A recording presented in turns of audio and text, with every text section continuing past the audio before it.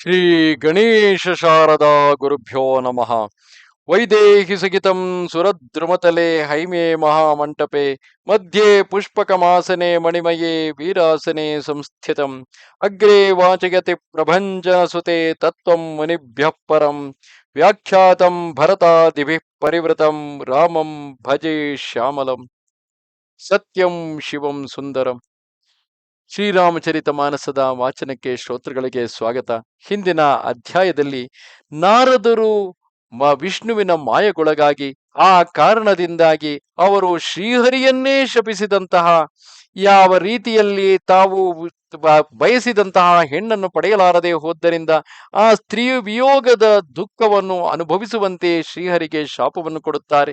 ಅದನ್ನು ಅನುಭವಿಸುವಾಗಲೂ ಯಾವ ರೀತಿ ರಾಜವೇಷದಿಂದ ಬಂದು ಆ ಭುವನ ಮೋಹಿನಿಯನ್ನು ಕದ್ದುಕೊಂಡು ಹೋದನು, ಅದೇ ರಾಜವೇಷವನ್ನೇ ಧರಿಸಿಕೊಂಡು ರಾಜವೇಷದಲ್ಲಿಯೇ ಅವತಾರವನ್ನು ಭೂಮಿಯಲ್ಲಿ ತಾಳುವಂತೆ ಆತನಿಗೆ ಶಪಿಸಿ ಬಿಡುತ್ತಾರೆ. ಈ ವಿಚಾರವನ್ನು ಶ್ರೀಹರಿಯು ಸ್ವೀಕರಿಸಿ ತನ್ನ ಭಕ್ತರಾದ ನಾರದರೇ ಕೊಟ್ಟಂತಹ ಶಾಪವನ್ನು ಸ್ವೀಕರಿಸಿ ಅದನ್ನು ಲೋಕಹಿತಕ್ಕಾಗಿಯೇ ಪರಮಾತ್ಮನು ಬಳಸುತ್ತಾನೆ. ಅಪರಹೇತು ಸುನು ಶೈಲ ಕುಮಾರಿ ಕಹವು ವಿಚಿತ್ರ ಕಥಾ ವಿಸ್ತಾರಿ ಜಹಿ ಕಾರಣ ಅಜ ಅಗುಣ ಅರೂಪ ಬ್ರಹ್ಮ ಭಯವು ಕೋಸಲಪುರ ಭೂಪ जो प्रभु बिपिन फिरत तुम देखा बंधु समेत धरे मुनि बेशा जसु चरित अवलोकि भवानी सती शरीर रही हु भौरानी अजहु न छाया मिठती तुम्हारी तासु चरित सुनु भ्रमरुजहारी लीला कीन्हि ज्योति ही अवतारा सो अब कही हवु मति अनुसार भरद्वाज सुनि शंकर बानी सकुचि सप्रेम उमा मुसुकानी लगे बहुरी बरनई वृषकेतु सो अवतार भयವು ಜಹಿ ಹೇತು. ಎಲೈ ಪಾರ್ವತಿ, ಭಗವಂತನು ಶ್ರೀರಾಮನಾಗಿ ಅವತರಿಸಲು ಮತ್ತೊಂದು ಕಾರಣವೂ ಇದೆ. ಶಿವನು ಹೇಳುತ್ತಿರುವನು, ಅಜನು, ನಿರ್ಗುಣನು, ನಿರಾಕಾರನು, ಅವ್ಯಕ್ತ ಸಚ್ಚಿದಾನಂದಮಯನಾದ ಪರಬ್ರಹ್ಮನು ಅಯೋಧ್ಯೆಯಲ್ಲಿ ಅವತರಿಸಿದ ವಿಶಿಷ್ಟವಾದ ಕಥೆಯನ್ನು ವಿಸ್ತಾರವಾಗಿ ಹೇಳುವೆನು ಕೇಳು. ಮುನಿವೇಷಧಾರಿಯಾದ ಶ್ರೀರಾಮಚಂದ್ರನು ತಮ್ಮನಾದ ಲಕ್ಷ್ಮಣನೊಂದಿಗೆ ವನದಲ್ಲಿ ಸಂಚರಿಸುತ್ತಿದ್ದುದನ್ನು ನೀನು ಹಿಂದಿನ ಜನ್ಮದಲ್ಲಿ ನೋಡಿದ್ದೆ. ಅವನ ಚರಿತ್ರವನ್ನು ಕಂಡು ಸತಿಯ ಶರೀರದಲ್ಲಿ ನೀನು ಭ್ರಮೆಗೊಳಗಾಗಿದ್ದೆ. ಈಗಲೂ ನಿನ್ನ ಆ ಭ್ರಾಂತಿಯ ನೆರಳು ಅಳಿದಿಲ್ಲ. ಆ ಭ್ರಮೆಯನ್ನು ಹರಿಸುವ ಚರಿತವನ್ನು ಆಲಿಸು. ಆ ಅವತಾರದಲ್ಲಿ ಭಗವಂತನು ಗೈದಿರುವ ಎಲ್ಲ ಲೀಲೆಗಳನ್ನು ನಾನು ನನ್ನ ಬುದ್ಧಿಗೆ ತಿಳಿದಂತೆ ಹೇಳುವೆನು. ಯಾಜ್ಞವಲ್ಕ್ಯರು ಹೇಳುತ್ತಿದ್ದಾರೆ, ಎಲೈ ಭರದ್ವಾಜನೇ, ಶಂಕರನ ಮಾತನ್ನು ಕೇಳಿ ಸಂಕೋಚದಿಂದ ಉಮಾದೇವಿಯು ಒಂದು ಮುಗುಳ್ನಗೆಯನ್ನು ಬೀರಿದಳು. ಅನಂತರ ವೃಷಭಧ್ವಜ ಶಿವನು ಭಗವಂತನ ಅವತಾರದ ಕಾರಣವನ್ನು ವರ್ಣಿಸತೊಡಗಿದನು. ಸೋಮೈ ತುಮ ಸನ ಕಹವು ಸಬು ಸುನು ಮುನಿ ಸಮನಲಾಯಿ ರಾಮ ಕಥಾ ಕಲಿಮಲಹರಣಿ ಮಂಗಲಕರಣಿ ಸುಹಾಯಿ. ಎಲೈ ಭರದ್ವಾಜ, ನಾನು ಅದೆಲ್ಲವನ್ನು ನಿನಗೆ ಹೇಳುತ್ತೇನೆ, ದತ್ತ ಚಿತ್ತನಾಗಿ ಕೇಳು.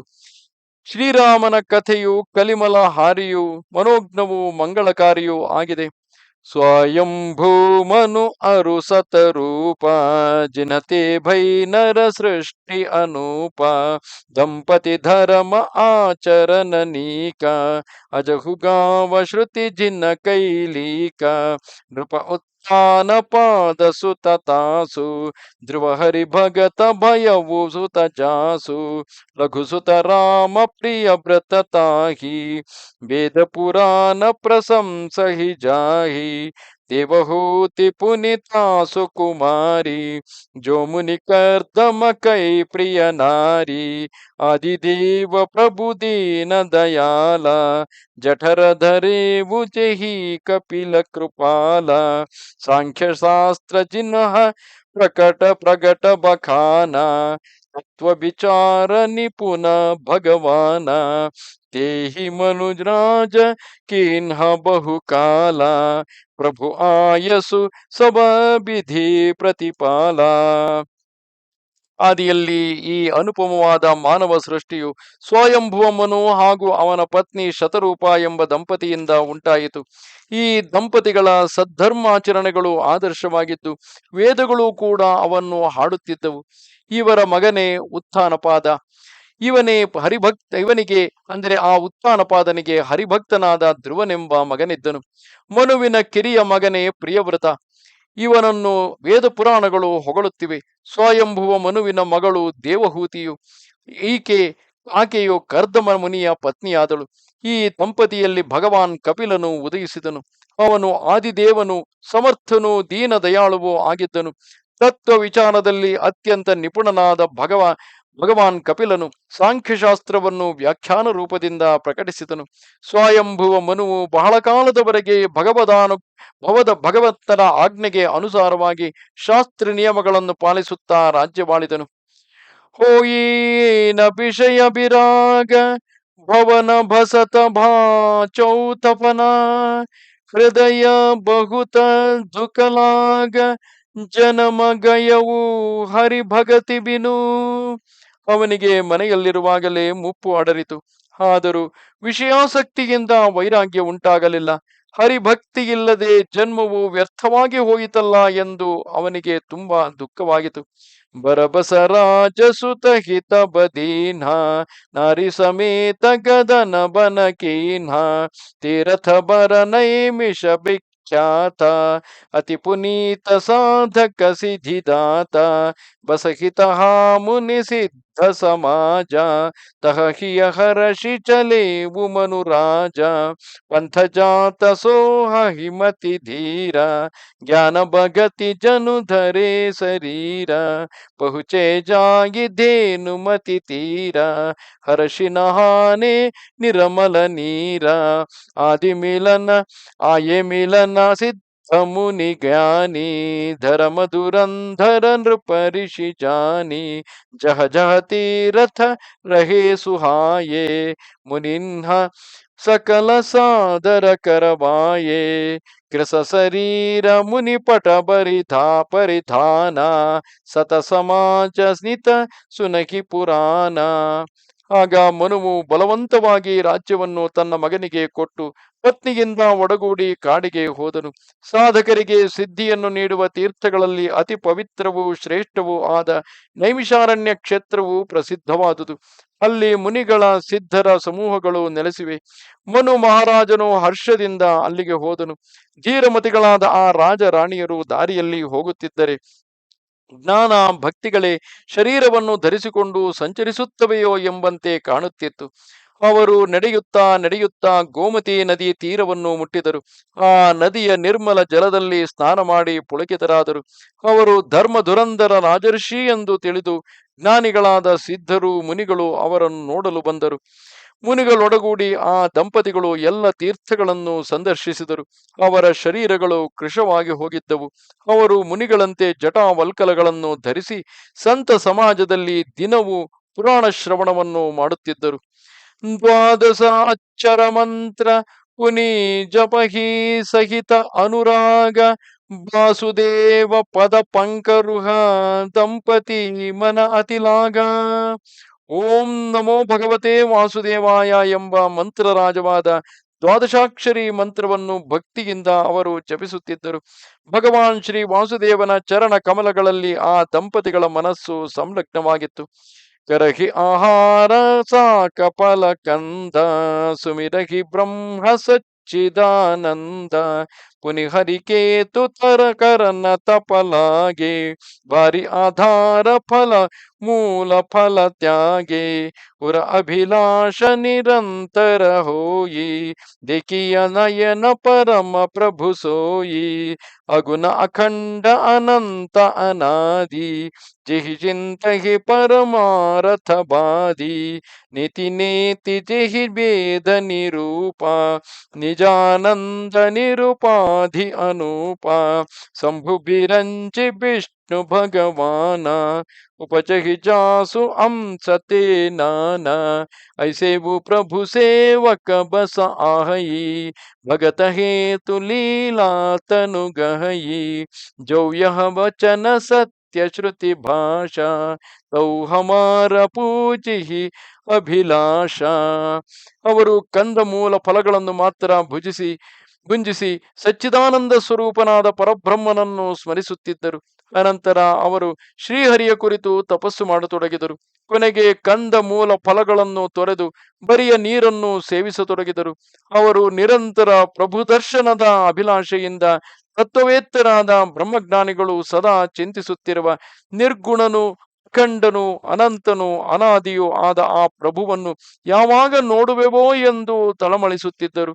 ನೇತಿ ನೇತಿ ಎಂದು ವೇದಗಳು ನಿರೂಪಿಸುತ್ತಿರುವ ಆನಂದ ಸ್ವರೂಪಿಯು ಉಪಾಧಿರಹಿತನು ಅನುಪಮನು ಅವನ ಅಂಶದಿಂದ ಅನೇಕ ಬ್ರಹ್ಮ ವಿಷ್ಣು ಶಿವ ಮೊದಲಾದವರು ಹೇಗೆ ಪ್ರಕಟರಾಗುತ್ತಾರೋ ಅಂತಹ ಮಹಾನ್ ಪ್ರಭುವೂ ಕೂಡ ತನ್ನ ಭಕ್ತರ ವಶದಲ್ಲಿದ್ದಾನೆ. ತನ್ನ ಭಕ್ತರಿಗಾಗಿ ದಿವ್ಯ ಲೀಲಾ ಶರೀರವನ್ನು ಧರಿಸುತ್ತಾನೆ ಎಂದು ವೇದಗಳು ಕೊಂಡಾಡುವ ವಾಣಿಯು ಸತ್ಯವಾದರೆ ನಮ್ಮ ಅಭಿಲಾಷೆಯು ಖಂಡಿತವಾಗಿ ಪೂರೈಸುವುದು. ಯಹಿ ವಿಧಿ ಬೀತೆ ಭರಷ ಪಟ ಭರಷ ಶಟ ಸಾಹಸ ಸ್ಮಾರಿ ಆಹಾರ ಸಂಬತ ಸಪ್ತ ಸಹಸ್ರ ಪುನಿರಹೇ ಸಮೀರ ಅಧಾರ. ಈ ರೀತಿ ಭಾವಿಸುತ್ತಾ ಕೇವಲ ನೀರಿನ ಆಹಾರದಿಂದಲೇ ತಪಸ್ಸನ್ನಾಚರಿಸುತ್ತಾ 6,000 ವರ್ಷಗಳು ಕಳೆದು ಹೋದವು. ಅನಂತರ 7,000 ವರ್ಷಗಳನ್ನು ಗಾಳಿಯನ್ನು ಮಾತ್ರ ಸೇವಿಸಿ ಅವರು ಕಾಲ ಕಳೆದರು. ವರ್ಷ ಸಹಸ್ರ ದಸ ತ್ಯಾಗೆವು ಸೋವು ಠಾಡೇ ರಹೇ ಏಕಪದ ದೋವು ವಿಧಿ ಹರಿಹರ ತಪದೇಖಿ ಅಪಾರ ಮನು ಸಮೀಪ ಆಯೇ ಬಹುಬಾರ ಮಗಹು ಬರ ಬಹು ಭಾತಿ ಲೋಭಾಯೇ ಪರಮ ಧೀರ ನಹಿ ಚಲಾಯೇ ಅಸ್ಥಿ ಮಾತ್ರ ಹೋಯಿ ರಹೇ ಶರೀರ ತದಪಿ ಮನಾಗಮನ ಹಿ ನಹಿ ಪೀರ ಪ್ರಭು ಸರ್ವಜ್ಞ ದಾಸ ನಿಜ ಜಾನಿ ಗತಿ ಅನನ್ಯ ತಾಪಸ ನೃಪರಾನಿ ಮಾಗು ಮಾಗು ಬರು ಭೈನ ಭವಾನಿ ಪರಮ ಗಭೀರ ಕೃಪಾಮೃತ ಸಾನಿ ಮೃತಕ ಜೀ ಅವನಿ ಗಿರಾ ಸುಹಾಯೇ ಶ್ರವಣರಂಧ್ರ ಹೋಯೆ ಬರ ಉರಜಬ ಆಯೇ ಹೃಷ್ಟಪುಷ್ಟ ತನ ಭಯೇ ಸುಹಾಯೇ ಮನಹು ಅಬಹಿ ಭವನತೆ ಆಯೇ. ಬಳಿಕ ಅವರು ಗಾಳಿಯನ್ನೂ ಸೇವಿಸದೆ 10 ಸಹಸ್ರ ವರ್ಷಗಳನ್ನು ಕಳೆದರು. ಇಬ್ಬರು ಒಂಟಿಕಾಲಿನಲ್ಲಿ ನಿಂತು ತಪಸ್ಸು ಮಾಡಿದರು. ಅವರ ಅಪಾರವಾದ ತಪವನ್ನು ಕಂಡು ತ್ರಿಮೂರ್ತಿಗಳಾದ ಬ್ರಹ್ಮ ವಿಷ್ಣು ಮಹೇಶ್ವರರು ಅನೇಕ ಸಲ ಮನುವಿನ ಬಳಿಗೆ ಬಂದರು. ಅವರು ರಾಜನ ಮುಂದೆ ಅನೇಕ ಪ್ರಲೋಭನೆಗಳನ್ನು ಒಡ್ಡಿದರು. ಏನಾದರೂ ವರವನ್ನು ಕೇಳು ಎಂದು ಹೇಳಿದರು. ಆದರೆ ಪರಮಧೈರ್ಯವಂತರಾದ ಆ ರಾಜ ದಂಪತಿಗಳು ಯಾವುದಕ್ಕೂ ಜಗ್ಗಲಿಲ್ಲ. ಅವರ ಶರೀರಗಳು ಅಸ್ಥಿ ಪಂಜರಗಳಾದವು. ಆದರೂ ಅವರ ಮನಸ್ಸಿನಲ್ಲಿ ಎಳ್ಳಷ್ಟು ನೋವಿರಲಿಲ್ಲ. ಸರ್ವಜ್ಞನಾದ ಪ್ರಭುವು ಅನನ್ಯ ಶರಣಾದ ತಾಪಸ ರಾಜರಾಣಿಯರು ತನ್ನ ದಾಸರೆಂದು ತಿಳಿದನು. ಆಗ ಆಕಾಶದಿಂದ ವರವನ್ನು ಬೇಡಿರಿ ಎಂಬ ಅಮೃತ ತುಲ್ಯವಾದ ವಾಣಿಯು ಕೇಳಿಬಂತು. ಮೃತ ಸಂಜೀವಿನಿಯಂತಹ ಆ ಸುಂದರ ವಾಣಿಯು ಕರ್ಣ ಕುಹರಗಳ ಮೂಲಕ ಹೃದಯವನ್ನು ಮುಟ್ಟಿದಾಗ ಕೂಡಲೇ ಅವರ ಶರೀರಗಳು ಅವರು ಆಗತಾನೇ ಅರಮನೆಯಿಂದ ಕಾಡಿಗೆ ಬಂದಿದ್ದಾರೋ ಎನ್ನುವಂತೆ ಪೃಷ್ಟ ಪುಷ್ಟವಾಗಿ ಮೈ ತುಂಬಿಕೊಂಡಿತು. ಶ್ರವಣ ಸುಧಾ ಸಮವಚನ ಸುನಿಪುಲಕ ಪ್ರಫುಲ್ಲಿತ ಗಾತ ಬೋಲೆ ಮನುಕರಿ ದಂಡವತ ಪ್ರೇಮನ ಹೃದಯ ಸಮಾತ. ಕರುಣಾಮೃತವಾಗಿದ್ದ ಆ ಆಕಾಶವಾಣಿಯನ್ನು ಕೇಳಿದೊಡನೆಯೇ ಅವರ ಶರೀರ ಪುಳಕಿತವಾಯಿತು, ಪ್ರಫುಲ್ಲವಾಯಿತು. ಅವರ ಹೃದಯದಲ್ಲಿ ಪ್ರೇಮವು ಹಿಡಿಸದಾಯಿತು. ಆಗ ಆ ದಂಪತಿಗಳು ಸಾಷ್ಟಾಂಗ ನಮಸ್ಕಾರ ಮಾಡಿ ಈ ರೀತಿಯಾಗಿ ಕೇಳಿಕೊಂಡರು. ಸುನು ಸೇವಕ ಸುರತರು ಸುರಧೇನು ವಿಧಿ ಹರಿಹರ ಬಂದಿತ ಪದರೇನು ಸೇವತ ಸುಲಭ ಸಕಲ ಸುಖದಾಯಕ ಪ್ರಣತಪಾಲ ಸಚರಾಚರ ನಾಯಕ ಜೌ ಅನಾಥ ಹಿತ ಅಮಪರ ನೇಹು ತೌ ಪ್ರಸನ್ನ ಹೋಯಿ ಯಹ ಬರ ದೇಹು ಜೋ ಸ್ವರೂಪ ಬಸ ಶಿವ ಮನ ಮಾಹಿ ಜೈ ಕಾರಣ ಮುನಿ जतन कराहि। जो भुसुंडी मन मन मानस हंस, सगुन आगुन जेहि प्रिगम प्रशंसा। देखहि समसो रूप भरि ब्लोचन, कृपा करहु प्रणतारति मोचन। दंपति बचन परम प्रिय लागे, मृदुल विनीत प्रेम रस पागे। भगत वत्सल प्रभु कृपा निधाನ, ವಿಶ್ವವಾಸ ಪ್ರಗಟೆ ಭಗವಾನ. ಎಲೈ ಪ್ರಭುವೆ, ನೀನು ನಿನ್ನ ಸೇವಕರಿಗೆ ಕಾಮಧೇನು ಕಲ್ಪವೃಕ್ಷವಿದ್ದಂತೆ. ನಿನ್ನ ಚರಣ ರಜಕ್ಕೆ ಹರಿಹರ ಬ್ರಹ್ಮರು ವಂದಿಸುತ್ತಾರೆ. ಸೇವಿಸುವವರಿಗೆ ನೀನು ಸುಲಭನು, ಸುಖಪ್ರದನು, ಶರಣಾಗತ ವತ್ಸಲನು, ಈ ಚರಾಚರ ಸೃಷ್ಟಿಗೆ ಒಡೆಯನೂ ಆಗಿರುವೆ. ಹೇ ಅನಾಥನಾಥ, ನಮ್ಮ ಮೇಲೆ ನಿನಗೆ ಪ್ರೀತಿ ಇರುವುದಾದರೆ ಪ್ರಸನ್ನನಾಗಿ ಶಿವನ ಹೃದಯದಲ್ಲಿ ನಿರಂತರವಾಗಿ ನೀನು ಹೇಗೆ ವಾಸ ಮಾಡುವೆಯೋ? ಮುನಿಗಳು ಯಾವುದರ ಪ್ರಾಪ್ತಿಗಾಗಿ ಪ್ರೀತಿಯಿಂದ ಪ್ರಯತ್ನಿಸುವರು? ಕಾಕಭುಷುಂಡಿಯ ಮನೋರೂಪಿ ಮಾನಸ ಸರೋವರದಲ್ಲಿ ವಿಹರಿಸುತ್ತಿರುವ ಹಂಸನು, ವೇದಗಳು ಸಗುಣನೆಂದು ನಿರ್ಗುಣನೆಂದು ಯಾರನ್ನು ಕೊಂಡಾಡುತ್ತವೋ ಅಂತಹ ನಿನ್ನ ರೂಪವನ್ನು ಕಣ್ತುಂಬಾ ನೋಡುವಾಸಿ. ಎಲೈ ಶರಣಾಗತರ ದುಃಖಗಳನ್ನು ಕಳೆಯುವವನೇ, ನಮಗೆ ವರವನ್ನು ಕರುಣಿಸು. ರಾಜ ದಂಪತಿಗಳ ಮೃದುವು ವಿನಯಪೂರ್ವಕವೂ ಹಾಗೂ ಪ್ರೇಮಾರ್ದ್ರವಾದ ಮಾತುಗಳಿಂದ ಭಗವಂತನು ಸಂತುಷ್ಟನಾದನು. ಆಗಲೇ ಭಕ್ತವತ್ಸಲನು, ಕೃಪಾಳುವು, ವಿಶ್ವವ್ಯಾಪಿಯೂ ಆದ ಸರ್ವ ಸಮರ್ಥ ಭಗವಂತನು ಅವರಿಗೆ ಪ್ರತ್ಯಕ್ಷನಾದನು. ನೀಲ ಸರೋರುಹ ನೀಲಮಣಿ ನೀಲ ನೀರಧರ ಶ್ಯಾಮ, ಲಾಜಹೀತನ ಶೋಭಾ ನಿರಖಿ ಕೋಟಿ ಕೋಟಿ ಸತಕಾಮ. ನೀಲಕಮಲದಂತೆ ಕೋಮಲವು, ನೀಲಮಣಿಯಂತೆ ದೇದೀಪ್ಯಮಾನವು, ನೀಲಮೇಘದಂತೆ ಸರಸವು, ಪ್ರಕಾಶಮಯವೂ ಆದ ಪರಮಾತ್ಮನ ಆ ನೀಲ ದೇಹ ಶೋಭೆಯನ್ನು ನೋಡಿ ಕೋಟಿ ಮನ್ಮಥರು ಕೂಡ ಲಜ್ಜಿತರಾದರು. ಸರದಮಯಂಕ ಬದನ ಚಭಿಸೀವ, ಚಾರು ಕಪೋಲ ಚಿಬುಕದರ ಗ್ರೀವ, ಅಧರ ಅರುಣರದ ಸುಂದರ ನಾಸ, ವಿಧುಕರ ನಿಕರ ಬಿನಿಂದಕ ಹಾಸ. ನವ ಅಂಬುಜ ಅಂಬಕ ಚಭಿನೀಕಿ, ಚಿತನ ನಿಲಲಿತ ಭಾವತಿ ಜೀಕಿ. ಭೃಕುಟಿ ಮನೋಜ ಚಾಪ ಚಭಿಹಾರಿ, ತಿಲಕಲಲಾಟ ಪಟಲ ದುತಿಕಾರಿ. ಕುಂಡಲ ಮಕರ ಮುಕುಟ ಶಿರ ಬ್ರಾಜ, ಕುಟಿಲ ಕೇಶ ಜನು ಮಧುಪ ಸಮಾಜ. ಪುರ ಶ್ರೀ ವತ್ಸರುಚಿರ ಬನಮಾಲ, ಪದಿಕಹಾರ ಭೂಷಣ ಮನಿಜಾಲ. ಕೇಹರಿ ಕಂಧರ ಚಾರು ಜನೇವು, ಬಾಹು ವಿಭೂಷಣ ಸುಂದರ ತೇವು. ಕರಿಕರ ಸರಿಸ ಸುಭಗ ಭುಜ ದಂಡ, ಕಟಿನಿ ಶಂಗಕರ ಸರಕೋದಂಡ. ಆತನ ಮುಖವು ಶರಶ್ಚಂದ್ರನಂತೆ ಚೆಲುವಿನ ಮೇರೆಯಾಗಿತ್ತು. ಕಪೋಲ ಹಾಗೂ ಗಲ್ಲವು ಅತ್ಯಂತ ಸುಂದರವಾಗಿದ್ದವು. ಕೊರಳು ತ್ರಿರೇಖೆಗಳಿಂದ ಕೂಡಿದ್ದು ಶಂಖದಂತೆ ಇತ್ತು. ಅರುಣ ವರ್ಣದ ಅದರಗಳು, ಹಲ್ಲು ಹಾಗೂ ಮೂಗು ವಿಶೇಷವಾಗಿ ಅಂದವಾಗಿದ್ದವು. ಪ್ರಭುವಿನ ಮಂದಹಾಸವು ಚಂದ್ರ ಕಿರಣಗಳನ್ನು ಏಳಿಸುವಂತಿತ್ತು. ಕಣ್ಣುಗಳ ಕಾಂತಿಯು ಆಗತಾನೆ ಅರಳಿದ ತಾವರೆಯಂತೆ ಇತ್ತು. ಆಕರ್ಷಣೀಯವಾದ ಅವನ ಕುಡಿ ನೋಟವು ಮನೋಹರವಾಗಿತ್ತು, ಮನಸ್ಸಿಗೆ ಅತ್ಯಂತ ಹಿತವಾಗಿತ್ತು. ಬಾಗಿದ ಹುಬ್ಬುಗಳು ಕಾಮನ ಬಿಲ್ಲನ್ನು ನಾಚಿಸುವಂತಿತ್ತು. ಲಲಾಟದಲ್ಲಿ ಪ್ರಕಾಶಮಯ ಕಸ್ತೂರಿ ತಿಲಕ ಶೋಭಿಸುತ್ತಿತ್ತು. ಕಿವಿಗಳಲ್ಲಿ ಮಕರಾಕೃತಿಯ ಹೊಳೆಯುವ ಕುಂಡಲಗಳಿದ್ದು ತಲೆಯ ಮೇಲೆ ಕಿರೀಟವು ಕಂಗೊಳಿಸುತ್ತಿತ್ತು. ತುಂಬಿಗಳಂತೆ ಮುಂಗುರುಳುಗಳು ಹಾರಾಡುತ್ತಿದ್ದವು. ವಕ್ಷದಲ್ಲಿ ಶ್ರೀವತ್ಸ ಸುಂದರ ವನಮಾಲೆ, ರತ್ನ ಖಚಿತ ಹಾರಗಳು, ರತ್ನಾಭರಣಗಳು ಶೋಭಿಸುತ್ತಿದ್ದವು. ಸಿಂಹ ಸ್ಕಂಧದಂತಿದ್ದ ಹೆಗಲಿನಿಂದ ಸುಂದರ ಜನಿವಾರ ಇಳಿಬಿದ್ದು ಶೋಭಿಸುತ್ತಿತ್ತು.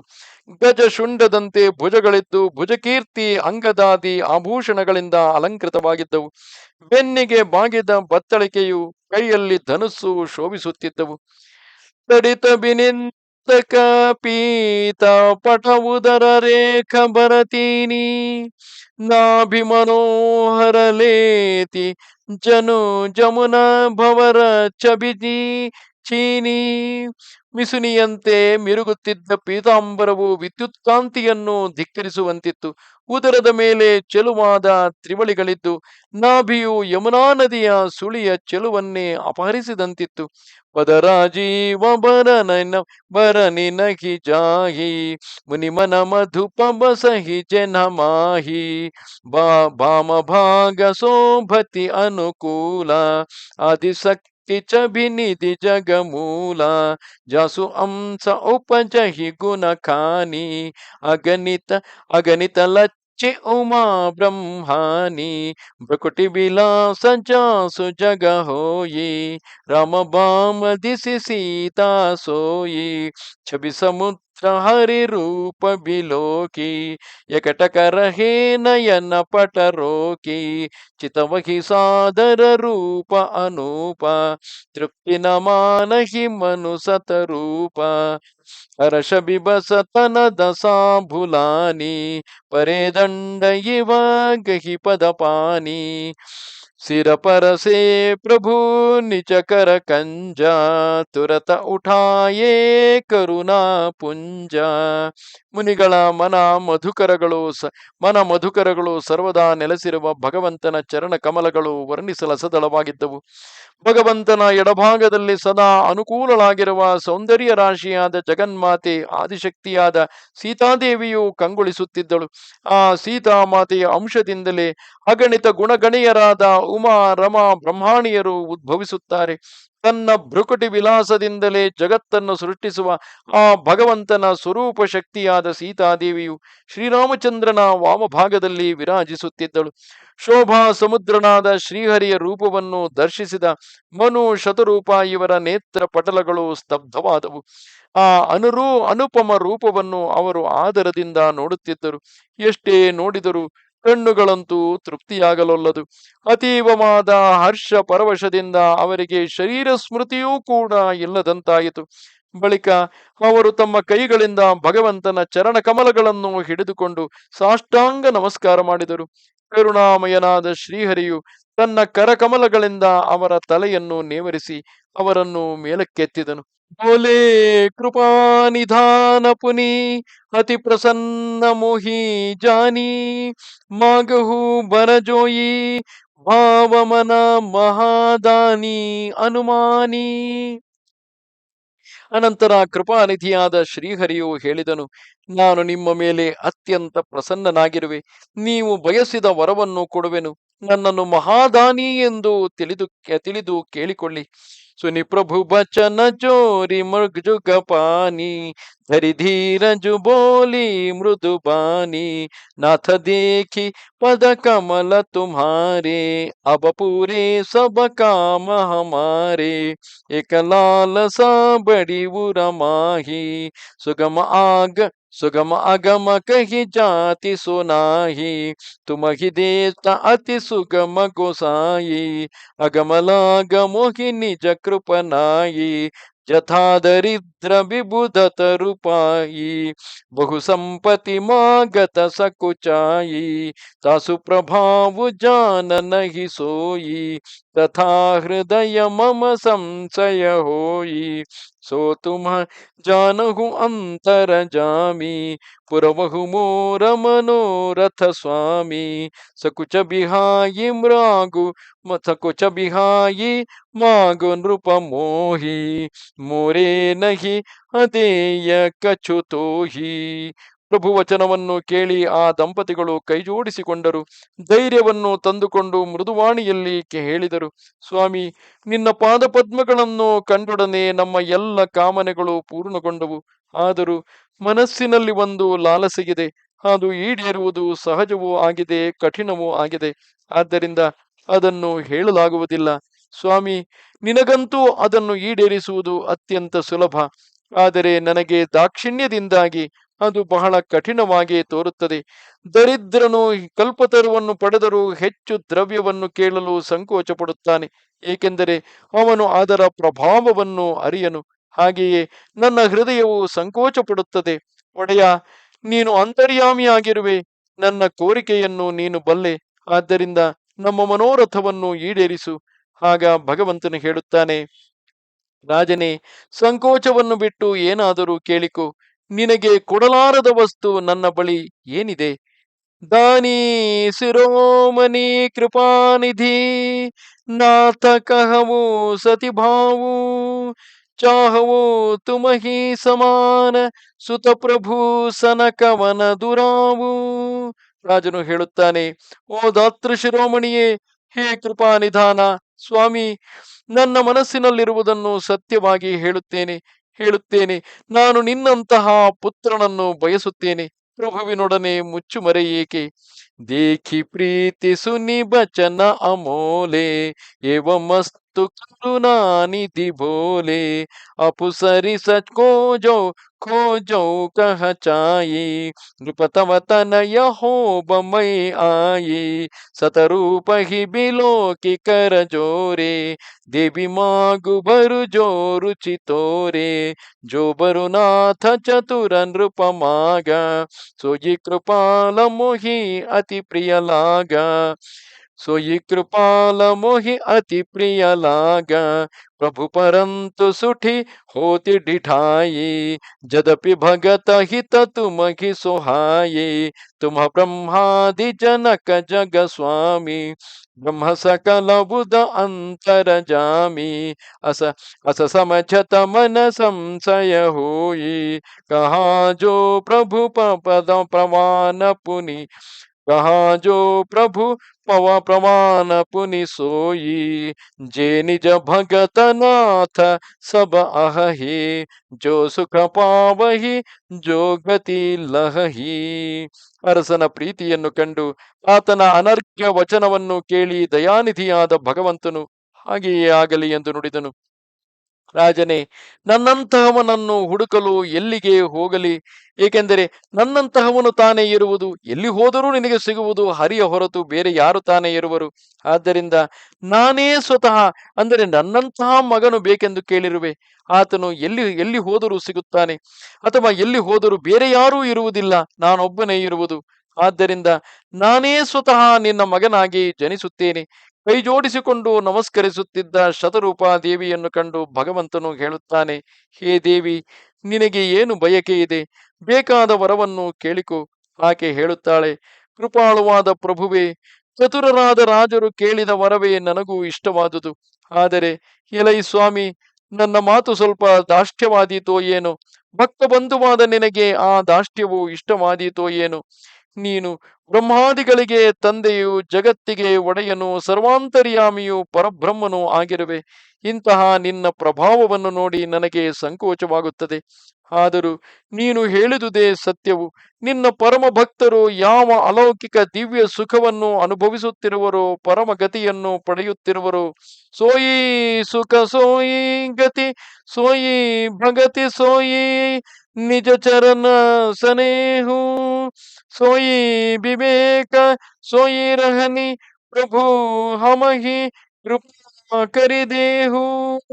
ಅದೇ ದಿವ್ಯಾನಂದವನ್ನು, ಪರಮಗತಿಯನ್ನು, ನಿನ್ನ ಪಾದ ಪದ್ಮಗಳಲ್ಲಿ ಭಕ್ತಿ ವಿಶ್ವಾಸವನ್ನು, ವಿವೇಕವನ್ನು, ವಿಶಿಷ್ಟವಾದ ಜೀವನವು ನಮಗೆ ದಯಮಾಡಿ ಆ ಜೀವನವನ್ನು ನಮಗೆ ದಯಮಾಡಿ ಕರುಣಿಸು.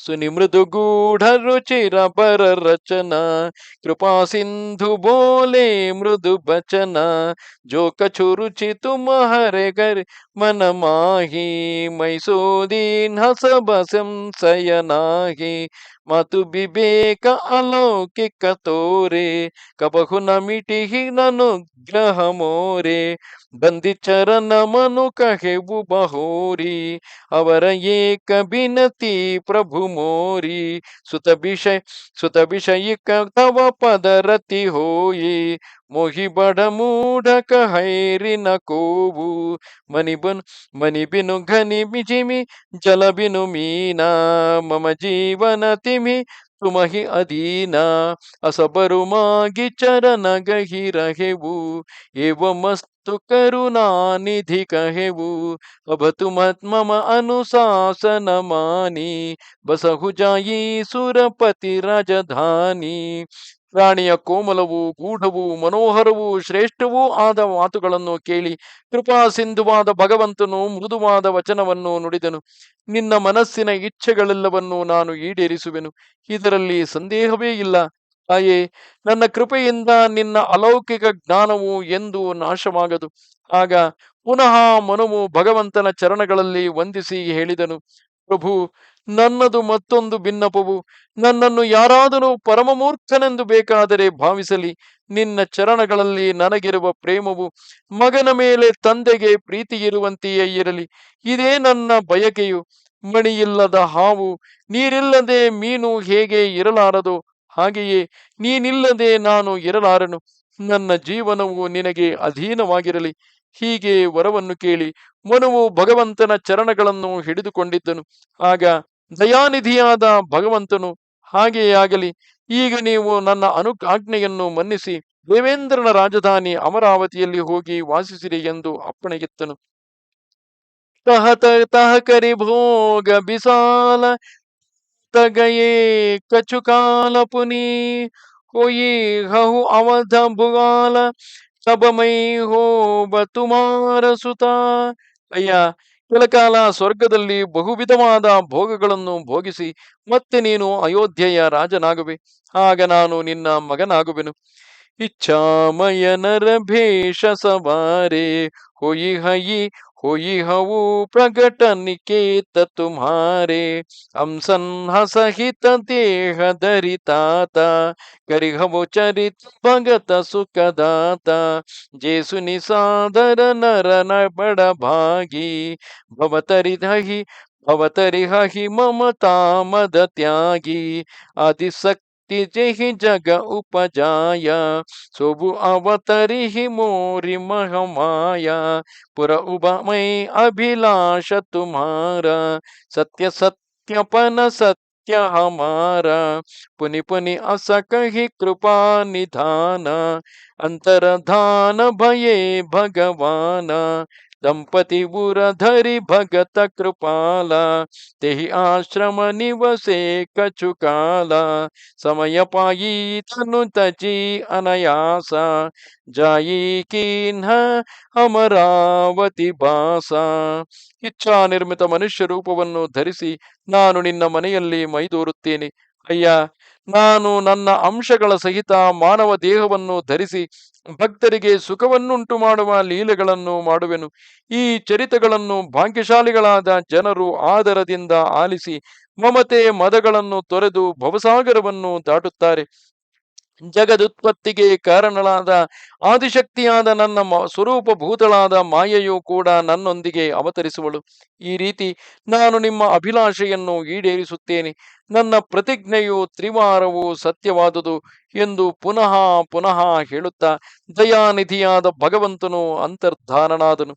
ಆ ರಾಜದಂಪತಿಗಳು ಕೃಪಾಳುವಾದ ಭಗವಂತನನ್ನು ತಮ್ಮ ಹೃದಯದಲ್ಲಿ ಧ್ಯಾನಿಸುತ್ತಾ ಕೆಲಕಾಲ ಅಲ್ಲೇ ಆಶ್ರಮದಲ್ಲಿ ಉಳಿದರು.